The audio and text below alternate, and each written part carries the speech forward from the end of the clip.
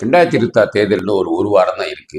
விஜய் எத்தனை பேர் ஜெயிக்கிறாரோ அதுதான் இந்த எலெக்ஷனை நிர்ணயிக்க போகுது. திமுக மேல அவங்களுக்கு போன தடவை எவ்வளவோ எக்கச்சக்கமா ஓட்டு வாங்கினாங்க. 118க்கு மேல திமுகவோ இல்ல தேசிய ஜனநாயக கூட்டணியோ இல்ல விஜயோ இல்ல சீமான் வாங்கிட்டு அவங்க தான் ஆட்சி அமைப்பாங்க.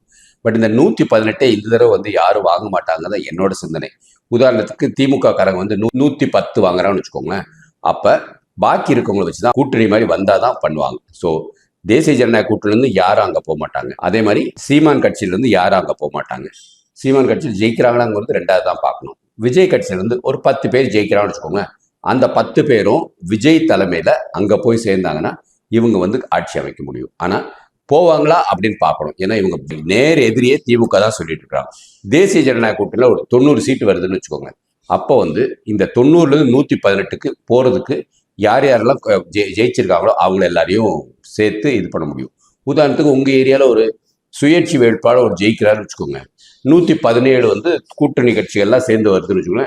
அந்த சுயேட்சை வேட்பாளர் அவர் அமைச்சராக கூட வரதுக்கு வாய்ப்பு இருக்கும். இல்ல அவருக்கு 100 கோடி ரூபா கூட பணம் கொடுக்கறதுக்கு ரெடியா இருப்பாங்க ஆட்சி அமைக்கிற சமயத்துல. ஸோ ஆட்சி அமைக்கிற சமயத்துல இன்னும் கொஞ்சம் சிரிப்பா தான் இருக்கும்.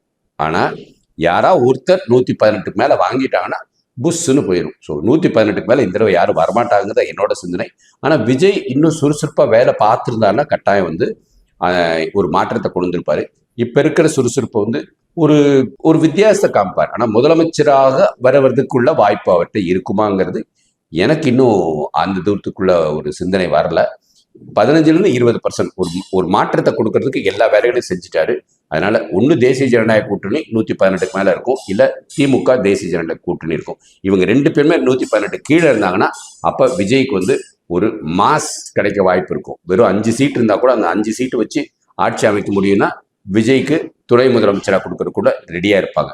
பொறுத்திருந்தா பார்க்கணும். இதை இந்த கால்குலேஷன் நிறைய பேர் மாற்றி போட்டிருப்பாங்க. ஆனால் உங்கள் கருத்தை பதிவு பண்ணுங்க. நீங்கள் சிந்திக்கிறது தான் கரெக்டாக இருக்கும். வாழ்க பாரதம், வளர்க தமிழ், ஒளிரிட தமிழ்.